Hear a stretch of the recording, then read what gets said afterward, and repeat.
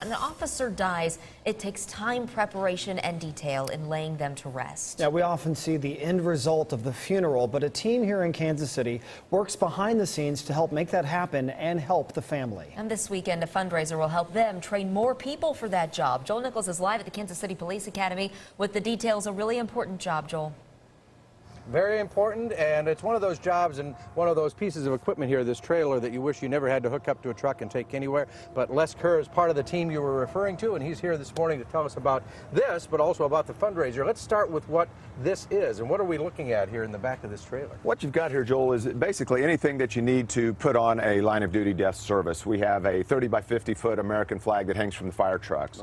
Right. You've got honor guard flags, ceremonial rifles, all the way down to, as you mentioned earlier, an ironing board, right, iron, shoe polish, anything that you need to make the guys look good, to give that officer the respect that and honor that he deserves, exactly, as dying in the line of duty. Speaking of honor, this is the Wall of Heroes. So far, there's one name still to be put on, but for people like Jeff Taylor and Matt in Cedar County, this is for their families, for their departments. This is really important. And when you pull up, the thing that's so interesting to me is some of the things that you pulled out here for us you wouldn't necessarily think of, but books for kids, stuffed animals for kids, it's really important. It is. We've got self-help books for not only the adults, but for the kids. This is an emotional time for everybody, and it gives them an opportunity, something to distract them and give them something to do.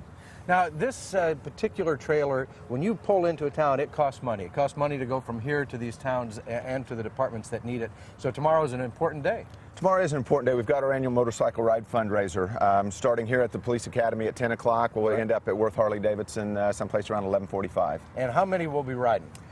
You never know. On a great day, we'll get a lot of walk-ins and stuff like that, but we anticipate probably close to 40 or 50 bikes. That would be great. Now, if people can't ride, or if they're like me and terrified of riding, how can they still help? Because a lot of people would want to reach out. It is in the headlines now, but it's something that happens when it's not in the headlines, too. So how can we help? If you can't come out and ride with us, you can check out our Facebook page, Missouri Law Enforcement Funeral Assistance Team, or our website, www.mopolicefuneral.org. Well, thank you so much for being here this morning and for your work on this project. It looks great.